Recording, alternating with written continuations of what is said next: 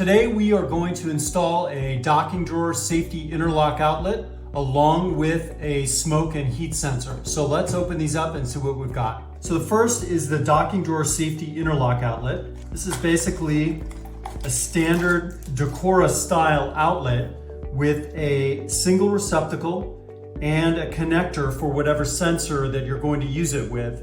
In this case, we'll be using the smoke and heat sensor, but we make a variety of other ones as well. The outlet is capable of a full 15 amps, but it can be installed by code on either a 15 or a 20 amp circuit, and it's capable of 12 or 14 gauge stranded or solid wire. Next, let's open up the smoke and heat sensor. This is basically an industrial style smoke detector. You have the smoke detector itself, kind of a compact form factor smoke detector, which also detects heat. If the temperature in the immediate area rises to 129 degrees Fahrenheit, it will alarm. Also, if the temperature rises more than 18 degrees Fahrenheit in a single minute, it's also going to alarm. There's an LED which indicates whether it's in monitoring mode or whether it's alarming. And then there's also a test button that you can use to verify the operation. On the other side of the 10-foot cord is a connector,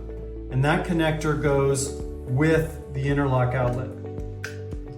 So once it's plugged in and you have power applied to the interlock outlet, you'll see a green LED on the interlock outlet itself. That means that there's 120 volts at the receptacle. And then you'll also see on the smoke sensor a red blinking LED every 6 to 7 seconds. That tells you that it's in monitoring mode. When it's all powered up and working, if you press the black test button, you'll hear the audible alarm, and you'll notice that the green LED turns red. That's telling you that there's no more power at the receptacle. As soon as you release the test button, the LED will turn back to green and you'll have power here. In a real situation where this detects smoke or heat, you're going to hear the audible alarm, see the LED blinking, this will turn red, and there'll be no power here.